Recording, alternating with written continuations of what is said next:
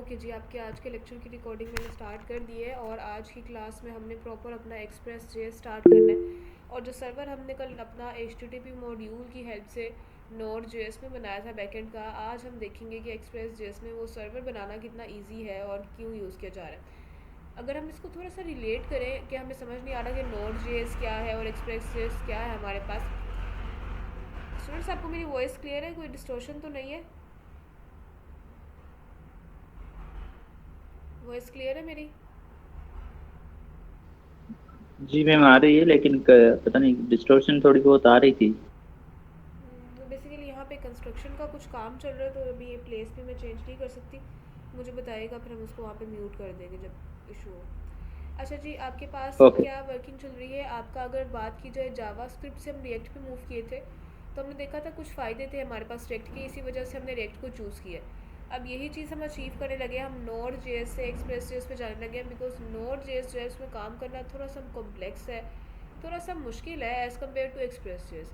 तो वो जो मुश्किलात थी उनको आसानियों में तब्दील किया गया एक्सप्रेस जेएस में। और एक्सप्रेस जेएस इट्सेल्फ एक फ्रेमवर्क है और नोड जेएस जो है वो एक रन टाइम है। यही दोनों में डिफरेंस है। बाकी एक्सप्रेस की प्रॉपर डिटेल डिस्क्रिप्शन हमने कल स्लाइड्स में रीड की थी, वो स्लाइड्स भी मैंने आपके साथ ग्रुप में शेयर कर दी थी, आप उसको असेस कर सकते हैं। अब के लिए हम क्या कर रहे हैं, we are creating a folder, एक फ़ोल्डर क्रिएट करते हैं अपना एक्सप्रेस बैकएंड के नाम से, 109 एक्सप्रेस बैकएंड कुछ ही। अब इस फोल्डर को VS कोड में ओपन करते हैं और उसमें कुछ कॉन्फ़िगरेशंस और इंस्टॉलेशन हमें करनी है। कॉन्फ़िगरेशंस और इंस्टॉलेशंस क्या करनी है, हमें सबसे पहले अपनी पैकेज डॉट जेसन की फ़ाइल क्रिएट करनी है। मैंने बताया नोड जेएस जो है वो एक फ्रेमवर्क नहीं है, वो एक रन टाइम है। तो जब हम नोड जेएस पे वर्किंग कर रहे थे, हमें अपनी एक्सप्रेस डॉट जो है पैकेज डॉट जेसन की फ़ाइल की ज़रूरत नहीं पड़ रही थी। जैसे जावा स्क्रिप्ट में जब काम कर रहे थे, so we don't want any package dot JSON file in JavaScript. But जब आप रिएक्ट पे मूव किए तो उसने ऑटोमेटिकली आपके पास एक पैकेज डॉट जेसन की फ़ाइल को क्रिएट किया।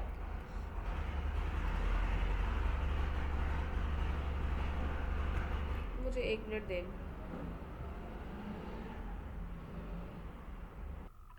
ओके, सो हम यहाँ पे ये चीज़ डिस्कस कर रहे थे कि जब आपके पास फ्रेमवर्क में जब आप वर्किंग करते हैं, तब आपको पैकेज डॉट जेसन की फ़ाइल की ज़रूरत होती है। उसकी वजह कुछ ये है कि हमने कुछ डिपेंडेंसीज डाउनलोड करनी होती है, कुछ टेक्नोलॉजीज़ को मज़ीद आगे एक्सपेंड करने के लिए, ताकि हमारा जो प्रोजेक्ट है वो ठीक से वर्कआउट कर सके।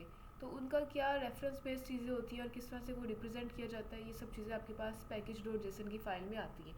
तो जब भी आप किसी भी फ्रेमवर्क पे वर्किंग करते हो, फ्रंट एंड के कमांड लिखते हैं, तो उस कमांड की हेल्प से ऑटोमेटिकली आपके पास पैकेज डॉट जेसन की फ़ाइल जो है वो इंस्टॉल हो जाती है। रिएक्ट में आपने पैकेज डॉट जेसन की फ़ाइल खुद से इंस्टॉल नहीं की थी, कमांड लिखी थी, उसमें सारा का सारा node modules, package dot Jason, package log dot JSON, इस तरह की सारी फाइल्स जो है वो खुद से क्रिएट हो गई थी। बट बैकेंड में आपको वर्किंग करते टाइम सबसे पहले खुद से पैकेज डॉट जेसन की फ़ाइल क्रिएट करनी होती है। अब उसकी हम कमांड लिखेंगे। इसमें कमांड क्या है, टर्मिनल अपना ओपन कर लें और जो कमांड है वो है npm init के नाम से। ओके, टर्मिनल हमारा थोड़ा सा लोड हो रहा है। जब टर्मिनल लोड हो रहा है उसमें आपने लिखना है npm init कुछ ही। npm init लिख के एंटर प्रेस करेंगे तो कुछ क्वेश्चंस आपसे पूछे जाएंगे, क्या स्ट्रक्चर चाहिए, क्या आपको नेम चाहिए, ईच एंड एवरीथिंग आपसे जो है ना इस कंसर्न में पूछी जाएगी। अब यहाँ पे देखें कि यहाँ पे वो कह रहा है जी, the utility will walk you through a creating package dot JSON file, it will cover the most common items. सबसे बता रहा है कि ये सारी चीज़ हम कवर करेंगे। नेम आपने क्या रखना है, आपने जस्ट यहाँ पे एंटर प्रेस कर देना है। वर्जन भी आपको सेम चाहिए, आपने एंटर प्रेस कर देना है। डिस्क्रिप्शन भी आपने कोई ऐड नहीं करनी है, एंटर प्रेस करें। सब में आपने एंटर प्रेस करते जाना है, बस एंटर प्रेस करें। अब कुछ क्वेश्चन इसने पूछे हैं ये वाले, जो हमें एग्जैक्ट सेम चाहिए थे कि index dot JS entry point होगा, ये सब चीज़ें। इसमें हमें कुछ भी चेंजेस नहीं करने होते। So we just press enter. Enter press करेंगे, कह रहा है कि इस तरह का एक स्ट्रक्चर बनेगा। एंड वी नो कि पैकेज डॉट जेसन फाइल में सेम ऐसा ही स्ट्रक्चर होता है की वैल्यू पेयर्स का, तो इसमें भी आप एंटर प्रेस करेंगे। अब आप देखें कि आपके पास पैकेज डॉट जेसन की फ़ाइल जो है वो क्रिएट होके आ गई है। इसमें आपके पास पूरा का पूरा एग्जिस्ट कर रहा है कि आपका नेम क्या है, वर्जन क्या है, मेन फाइल कुछ ही और ये सब चीज़ें। अब आपने इसमें कोई भी चीज़ ऐड करोगे तो आपको सारी की सारी चीज़ जो है वो आपकी पैकेज डॉट जेसन की फ़ाइल में देखने को मिलेगी। बट अभी के लिए हमने क्या किया, हमने मैनुअली पैकेज डॉट जेसन की फ़ाइल बनाई है npm init की कमांड से, और कुछ सवाल पूछे गए, उन सवाल को हमने जो एडिट किया। अब आपको क्या करना है, आपको एक्सप्रेस को इंस्टॉल करना है। आप यहाँ पे लिखोगे npm install एक्सप्रेस कुछ npm इंस्टॉल एक्सप्रेस प्रेस करें और आपके पास एंटर प्रेस करने से यहाँ पे जो एक्सप्रेस है आपका फ्रेमवर्क बैकएंड का, उसकी इंस्टॉलेशन जो है स्टार्ट हो जाएगी। अगर आपको कमांड लिखने में इशू है तो कमांड याद करने की बिल्कुल भी ज़रूरत नहीं है। यहाँ पे जाएंगे और आप लिखेंगे जी command to install Express JS कुछ है। इसका जो एक्सप्रेस जेएस का ऑफिशियल डॉक्यूमेंटेशन है, इसमें आपको इसकी कमांड मिल जाएगी। अनओपिनियटेड फ्रेमवर्क जो है हमारे पास यहाँ पे, क्योंकि जी कुछ आपको कह रहा है कि फ़ोल्डर वगैरह स्क्रैच से बताया हुआ है कि फ़ोल्डर वगैरह बनाए, और देखिए हमने यहाँ पे भी काम किया भी है npm init की हेल्प से। तो यही चीज़ बता रहा है कि एक पैकेज डॉट जेसन की फ़ाइल क्रिएट करनी होती है, तो npm init की कमांड से आप पैकेज डॉट जेसन की फ़ाइल क्रिएट करेंगे। ये कुछ आपसे क्वेश्चंस पूछेगा कि एंट्री पॉइंट और वर्जन्स क्या होंगे आपके एप्लीकेशन के। उसके बाद आप यहाँ से ये वाली जो कमांड है npm इंस्टॉल एक्सप्रेस, इसको कॉपी करके पेस्ट करके काम कर सकते हो। तो कमांड्स वगैरह याद करने की ज़रूरत नहीं है, बिकॉज कमांड्स वगैरह जो है पूरा पूरा सेटअप आपको कहीं पे भी गूगल से मिल जाएगा। तो यहाँ पे अगर आपको लगता है कि आप कुछ स्पेलिंग मिस्टेक कर दोगे, कुछ ये वाला सिनेरियो, तो कमांड्स आप यहाँ से डायरेक्ट कॉपी पेस्ट करके भी यूज़ कर सकते हो। ओके, मज़ीद नीचे बताया है कि ये वाला काम डिपेंडेंसीज के लिए किया हुआ है और ये सब आपको ऐड करना है, किस तरह से करना है। कुछ ये इसकी इंस्टॉलेशन जो है गाइडलाइन यहाँ पे प्रोवाइड की गई है एक्सप्रेस की, जो हमने एग्जैक्टली फॉलो अप की है और इस पर वर्किंग करते हुए एक्सप्रेस को इंस्टॉल कर लिया। अब देखें, क्योंकि एक्सप्रेस एक बैकएंड का फ्रेमवर्क है, तो फ्रेमवर्क में जब भी ना कुछ चीज़ें कंपलसरी होती है, नोड मॉड्यूल्स और पैकेज डॉट जेसन हमने खुद बनाया है। नोड मॉड्यूल्स जो है ये क्रिएट कर रहा है अपना, और अब इसको टाइम रिक्वायर्ड होगा, बिकॉज नोड मॉड्यूल्स का हमें प्रॉपर पता है कि कितना टाइम वो टेकिंग होता है। तो पूरा ये इंस्टॉलेशन करता है। उसके बाद जो हम देखते हैं कि किस तरह से हम इसको जो है ना एड अप करेंगे। आज की क्लास में हम ये भी देखेंगे कि हमारा जो सर्वर है वो बार बार हमें स्टार्ट करना पड़ता है। अगर हमने ऑटो सेव भी किया हुआ है फिर भी हमें अपने सर्वर को स्टार्ट करना पड़ रहा है, तो इसको हम कैसे प्रिवेंट कर सकते हैं बैकएंड में। अब आपका ये कंप्लीट ओके है, यहाँ पे जाओ आप। अब हम जो अपनी पहली फ़ाइल बनाएंगे, पूरा प्रॉपर एक्सप्रेस का सेटअप हमने कर लिया है। Now we are working on a file.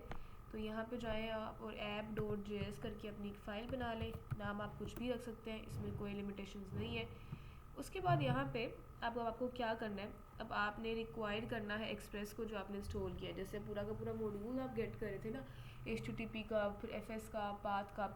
इस टाइम पे आप क्या करोगे, अपना एक्सप्रेस का पूरा मॉड्यूल गेट करोगे, एक एक्सप्रेस का वेरिएबल बनाओगे और उसमें आप क्या करोगे, रिक्वायर के कीवर्ड को यूज़ करते हुए एक्सप्रेस को गेट करोगे कुछ शिप। अभी आपका पूरा जो पूरा एक्सप्रेस का पैकेज है वो इस एक्सप्रेस के कीवर्ड में पड़ा हुआ है।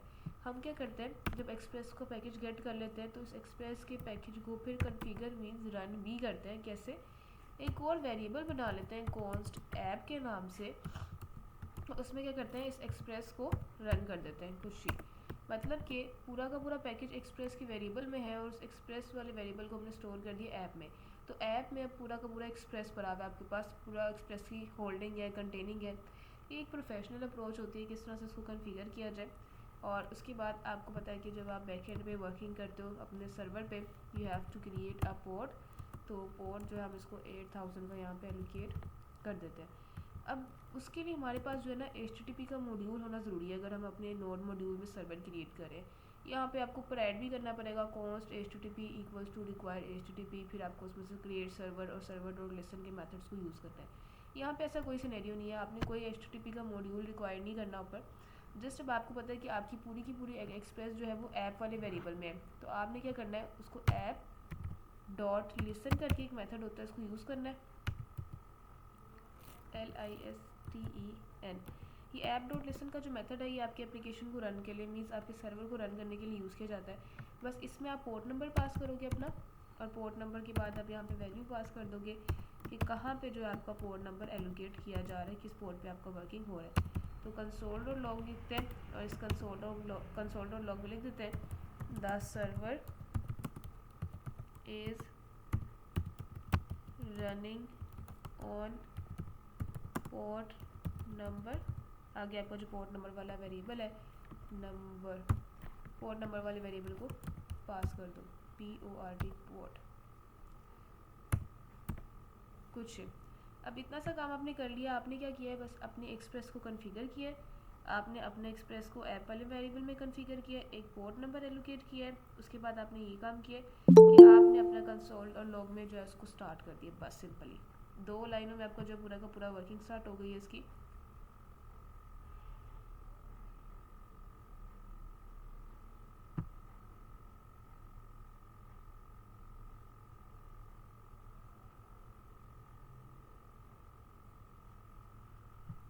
ओके, अब हम अपने सर्वर को स्टार्ट कर लेते हैं और देखते हैं कि क्या हमारे पास विजिबल है कि server is running on port number this. तो यहाँ पे आपको पता है कि आपको क्या लिखना होगा, नोट करके आपकी ऐप वाली फाइल जो है उसको स्टार्ट करना है और आप एंटर प्रेस करो तो देखो इसकी आउटपुट आपके पास विजिबल है। बिल्कुल हमारे पास जो आउटपुट विजिबल है इट मीन्स कि हमारे पास प्रॉपर एक्सप्रेस इंस्टॉल भी हो गया और उसका सर्वर भी हमने क्रिएट कर लिया है। अब हम इस चीज़ से मूव कर रहे हैं कि क्या है, मैंने 8000 की जगह 5000 के पोर्ट को किया है। आई वॉन्ट दिस की ऑटोमेटिकली चेंजेस को डिटेक्ट करें, ना कि मुझे कंट्रोल C प्रेस करके इसको दोबारा से नोट करके ऐप वाली फाइल को रन करना पड़े। तो ये जो हमारे पास ऑटोमेटिकली चेंजेस डिटेक्टेड करने के लिए एक पैकेज होता है नोड मोन के नाम से। अब देखिए ये 5000 हो गया चेंज। तो ये कि जब भी आप चेंजेस करोगे, चाहे आपने ऑटो सेव किया भी हुआ है, आपको जो अपने बैकएंड के सर्वर को स्टार्ट करना ही करना है दोबारा से। तो इस चीज़ को प्रिवेंट करने के लिए हम एक और पैकेज इंस्टॉल करते हैं जिसको हम नोड मोन कहते हैं। अब ये नोड मोन क्या है, ये आपके पास ऐसे वर्किंग करेगा कि आपको अपना पैकेज दोबारा से जो है वो रीइंस्टॉल मतलब करने की ज़रूरत नहीं है, रीस्टार्ट। तो आप क्या करोगे, यहाँ पे जाओगे और आप लिखोगे अपनी कुछ कमांड्स, और वो कमांड्स आपके पास क्या होंगे जी, आपने नोड मोन को इंस्टॉल करना है, npm इंस्टॉल। अब नोड मोन को हम as an dev dependency install करते हैं, इट मीन्स कि डेवलपमेंट टाइम पे यूज़ हो रहा होता है, प्रोडक्शन टाइम पे यूज़ नहीं होता। नोड मोन एंटर प्रेस करें।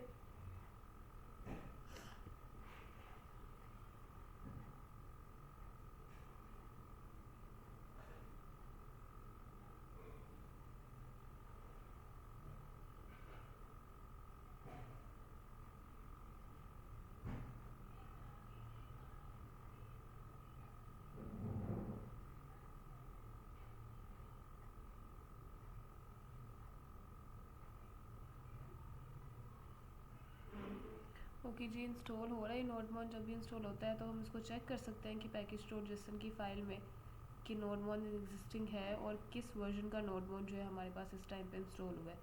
इसीलिए हमने पैकेज डॉट जेसन की फ़ाइल बनाई है, क्योंकि अब हम अपनी जो एक्स्ट्रा डिपेंडेंसीज को डाउनलोड कर रहे हैं।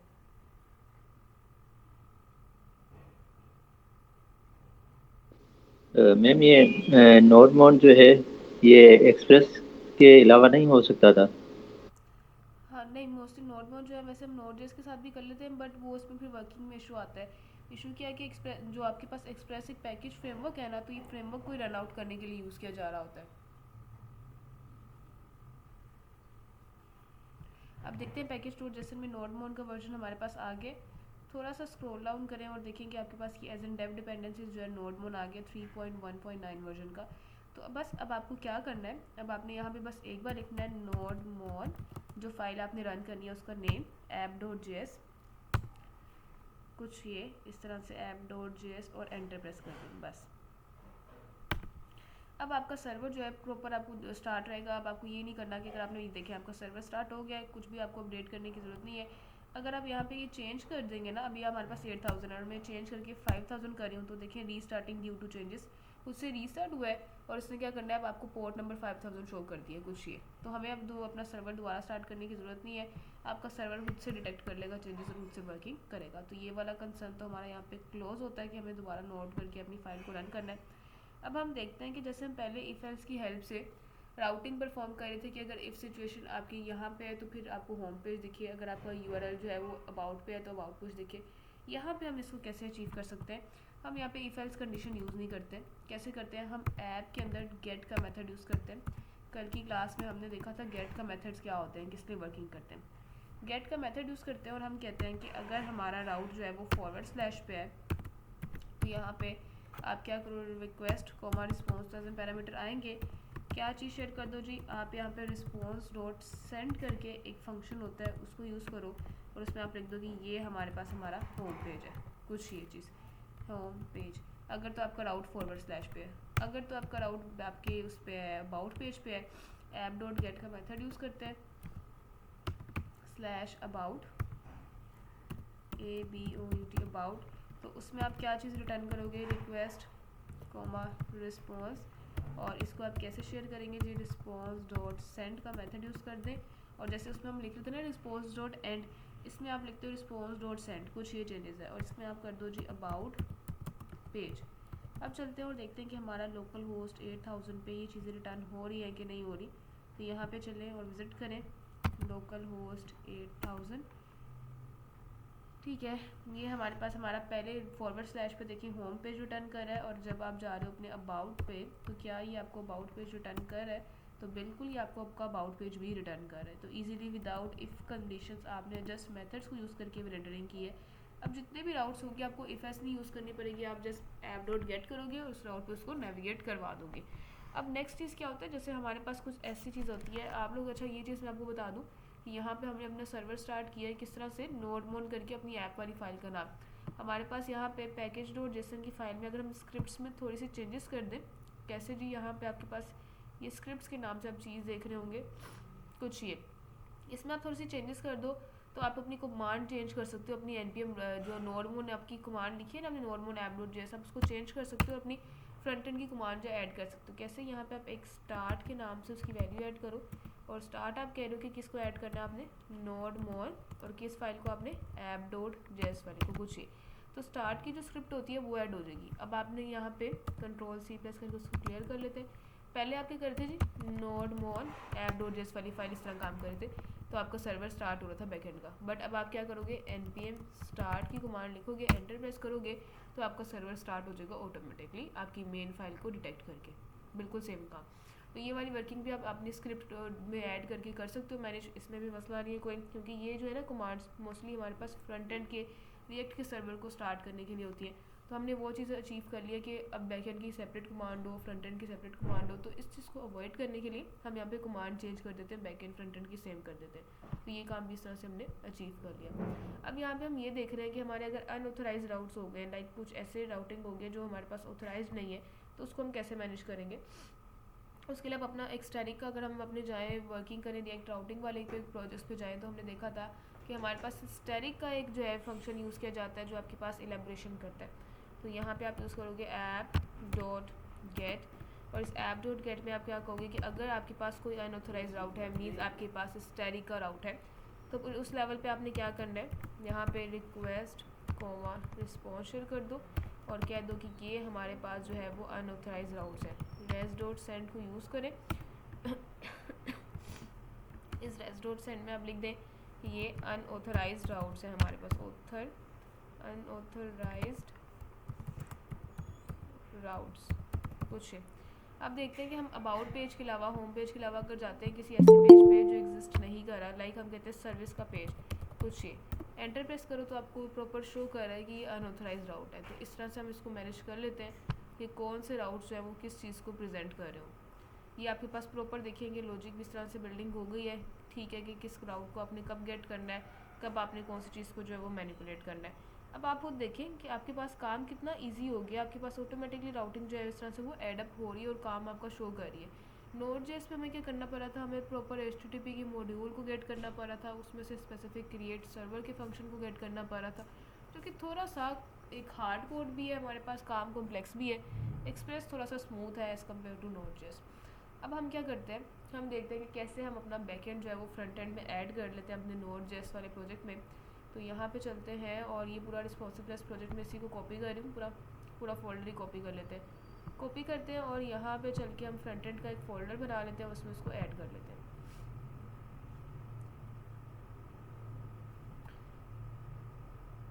ओके, न्यू में जाओ आप और इसमें फ्रंट एंड के नाम से हम एक फ़ोल्डर बना लेते हैं,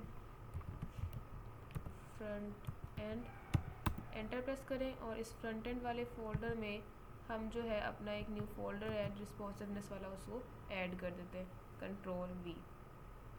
ओके जी, we have done with this, हमने रिस्पॉन्सिवनेस प्रोजेक्ट को ऐड कर दिया है अपने फ्रंट एंड के प्रोजेक्ट में। अब हमें क्या करना है, अब हमें इसको गेट करना है, और कैसे गेट करना है, हमें जो अपना पाथ का मॉड्यूल याद है हमने अपने नोड.जेएस में यूज़ किया था, तो उसी पाथ मॉड्यूल को यूज़ करते हुए हम अपने सर्विसेज फोल्डर को गेट करेंगे। कैसे, पहले एक वेरिएबल बनाते हैं कॉन्स्ट पाथ के नाम से, रिक्वायर करेंगे पाथ के मॉड्यूल को,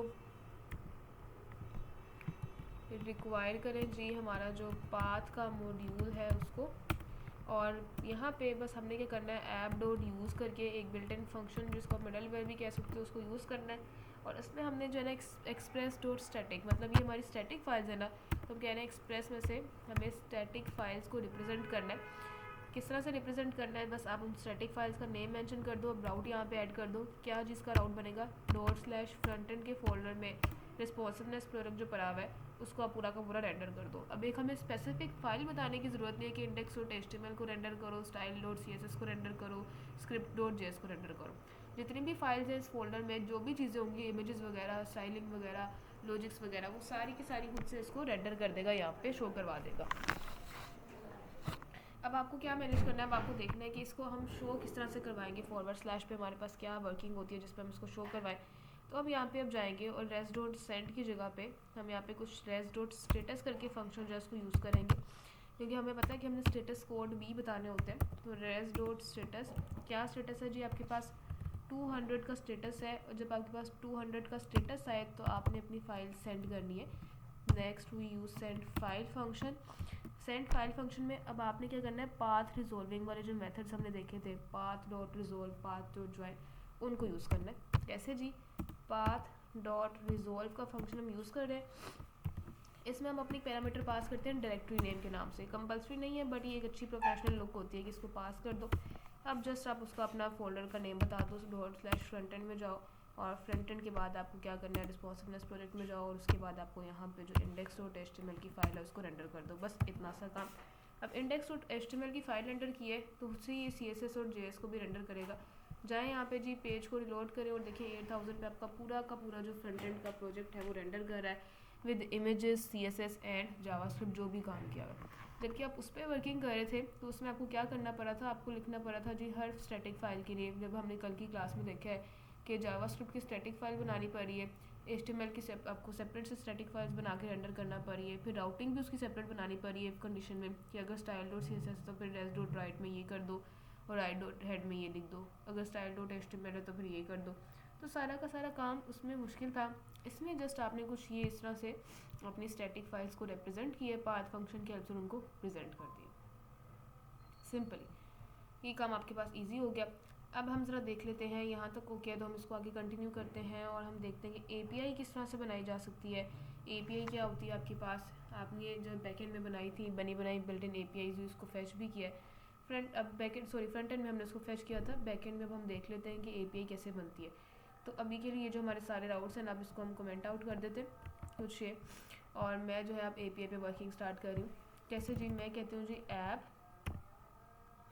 डॉट गेट के मेथड को यूज़ करें, और ये जो डॉट गेट का मेथड है कि हम क्या पे, अगर फॉरवर्ड स्लैश है तो आपने क्या चीज़ रिटर्न करनी है, रिक्वेस्ट कॉमा रिस्पॉन्स, और ये रिक्वेस्ट कॉमा रिस्पॉन्स में आप क्या करोगे, रिटर्न करोगे आप यहाँ पे कोई चीज़। अभी हम रिटर्न नहीं कर रहे थे, बट एपीआई क्योंकि रिस्पॉन्स शेयर कर रही होती है तो रिटर्न करते कैसे, रिस्पॉन्स डॉट जेसन के फॉर्मेट में, और ये रिस्पॉन्स डॉट जेसन जो है वो आपको एपीआई फॉर्मेट में काम जो है वो रिटर्न करता है। एपीआई फॉर्मेट कैसे होती है, की वैल्यू पेयर्स, कर्ली पैरेंथेसिस आएंगे, नेम रिटर्न करते हैं कुछ ये, और ये नेम आपका गया अली। अगर आप चलते हैं और देखते हैं कि क्या हम ये रिटर्न कर रहे हैं, इस पर फॉरवर्ड स्लैश को इसको रिप्रेजेंट करो, रिलोड करो, और बिल्कुल आपको देखिए पूरा का पूरा पाथ चेंज हो गया बिकॉज हम जो एक जेसन फॉर्मेट में रिटर्न कर रहे हैं। तो देखिए आपके पास एपीआई वो इस तरह से रिटर्न कर रहा है। अब इस तरह से आप अपनी खुद की एपीआई बैकएंड में बना के, मीन्स खुद का डाटा बैकएंड में बना के इसको शेयर कर सकते हो। और हमने फ्रंट एंड में प्रॉपर देखा हुआ है कि हम कैसे अपना डाटा फैच करते हैं, पूरा का पूरा प्रोजेक्ट बनाया हुआ है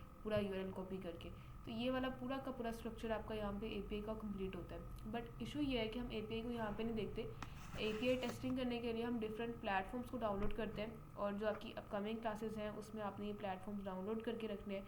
क्या है चीज़ है जी, आपके पास पोस्टमैन के नाम से चीज़ है, पोस्टमैन, ठीक है जी। डाउनलोड पे जाएंगे यहाँ पे, और सिंपल इसकी इंस्टॉलेशन जो होती है आप यहाँ से जाके इसको डाउनलोड कर लेंगे विंडोज़ के लिए।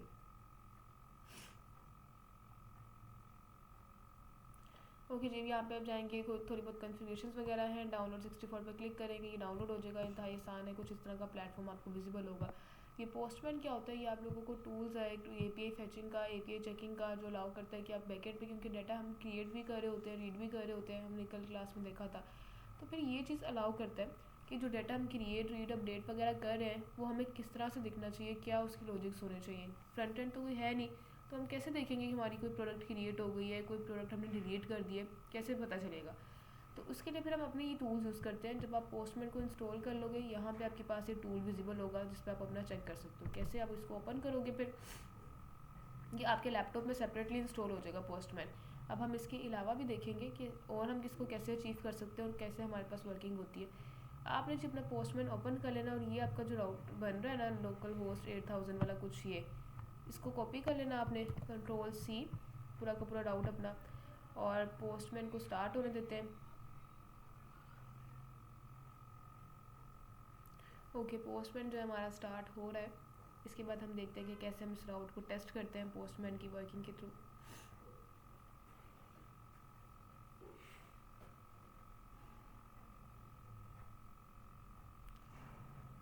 अच्छा जी, ये आपके पास जो है नॉट रिस्पॉन्डिंग, क्योंकि इसको भी ठीक है टाइम टेकिंग प्रोसेस है, तो हम तब तक देख लेते हैं कि दूसरी क्या चीज़ है हमारे पास पोस्टमैन के अलावा। आप लोग पोस्टमैन को स्पेसिफिकली ऐसे भी इंस्टॉल कर सकते हो और VS कोड के अंदर एज एन एक्सटेंशन भी इंस्टॉल कर सकते हो। तो चॉइस आपकी है मेरे ख्याल से। अगर आप VS कोड के साथ कंटिन्यू करना चाह रहे हो, एक ही चीज़ पे प्लेटफॉर्म रखना चाह रहे हो, you can go with that. VS code में कैसे करना है, जस्ट पोस्टमैन लिखना है, यहाँ पे पोस्टमैन एक्सटेंशन में जाना है आपको, और ये जो आपके पास पोस्टमैन की एक एक्सटेंशन आएगी, इसको इंस्टॉल करेंगे। उसके बाद वो आपसे कुछ पूछेगा कि आप अलाउ करते हैं कि VS कोड इस एक्सटेंशन को गेट आउट कर सके इजीली। आपने ओके पे क्लिक करना है और अपना लॉगिन कर लेना जिस ईमेल एड्रेस के साथ VS कोड में आपका पोस्टमैन जो है वो इंक्लूड हो जाएगा। पोस्टमैन के अलावा हमारे पास एक थंडर क्लाइंट के नाम से चीज़ होती है। अगर थंडर क्लाइंट को यूज़ करना चाहें तो आप थंडर क्लाइंट को भी यूज़ कर सकते हैं। ये भी सेम वही चीज़ करती है जो पोस्टमैन करता है। तो अभी के लिए दोनों का काम सेम है, आपने जो इंस्टॉल करना हो कर लीजिएगा। वेल हम जो है पोस्टमैन को यूज़ करेंगे। अब दोनों तरीके आपके पास हैं, या तो आप अपने लैपटॉप में इसको इंस्टॉल कर लो या फिर आप इसको VS कोड में एज एन एक्सटेंशन इंस्टॉल कर लो। उसके बाद आप देखिए जब ये इंस्टॉल हो जाएगा तो आपको यहाँ पे दिख रहा होगा पोस्टमैन और थंडर क्लाइंट, दोनों में से जो ऑप्शन आपको यूज़ करनी है। पोस्टमैन पे आप क्लिक करोगे तो ये आपको प्रॉपर जो है ना इस तरह की अब यहाँ पे शो करेगा कि क्या चीज़ हमें यहाँ पे ऐड अप करनी है। लाइक ये न्यू HTTP रिक्वेस्ट आएगा, आपने इस पर क्लिक करना है, और अभी जो हमने एक लिंक अपना URL कॉपी किया है जो आपके पास है जी आपका HTTP वाला सिस्टम, आप उसको यहाँ पे पेस्ट करोगे कुछ ये, और आपकी रिक्वेस्ट मेथड देखिए यहाँ पे सारे प्रोवाइड किए जा रहे हैं, गेट का, पोस्ट, डिलीट, सारे रिक्वेस्ट मेथड। अभी के लिए हमने अपने कोड में गेट मेथड यूज़ किया है, so we go with get method. Send पे क्लिक करेंगे, यहाँ पे सेंड पे क्लिक किया, प्रॉपर आपके पास जब स्टेटस कोड 200 का आ जाता है ना, इट मीन्स आपने काम ओके किया है। तो देखिए पूरा का पूरा JSON फॉर्मेट ये आपको रिटर्न कर रहा है। तो अब पोस्टमैन आपने नेक्स्ट क्लास तक इंस्टॉल करके रखना है, और ये देख लेते हैं कि वर्किंग कर रहा है कि नहीं। ओके, इसमें कुछ अपडेशंस की ज़रूरत थी, इसमें भी देख लेते हैं कि कैसे वर्किंग कर रहा है। वही लिंक यहाँ पे कॉपी करेंगे और गेट पे यहाँ पे चूज़ करेंगे, सेंड पे क्लिक करेंगे तो यहाँ पे आपको वो रिस्पॉन्स शेयर कर देगा। अब ये नहीं है कि दोनों ही करना है, ये भी करना है वो भी करना है। ये वाला जो देखिए रिस्पॉन्स शेयर कर रहा है, ये जो मैंने इंस्टॉल किया था, ये मैंने काफ़ी पहले इंस्टॉल किया हुआ, लाइक 3 years ago, 3 साल पहले इंस्टॉल किया हुआ है, 3 से 4 साल पहले, क्योंकि उस टाइम पे जो VS कोड में ये पोस्टमैन की एक्सटेंशन अवेलेबल नहीं थी। बट अभी जो है ना मैं VS कोड की एक्सटेंशन को यूज़ करती हूँ, क्योंकि साथ साथ मैं यहाँ पे कोड कर रही होती हूँ, यहाँ पे साथ साथ मैं चेक कर रही होती हूँ। तो एक सेपरेट चीज़, मुझे एक सेपरेट जो है GUI ओपन नहीं करना पड़ता, मेरा काम जो है बड़ा आसान हो जाता है।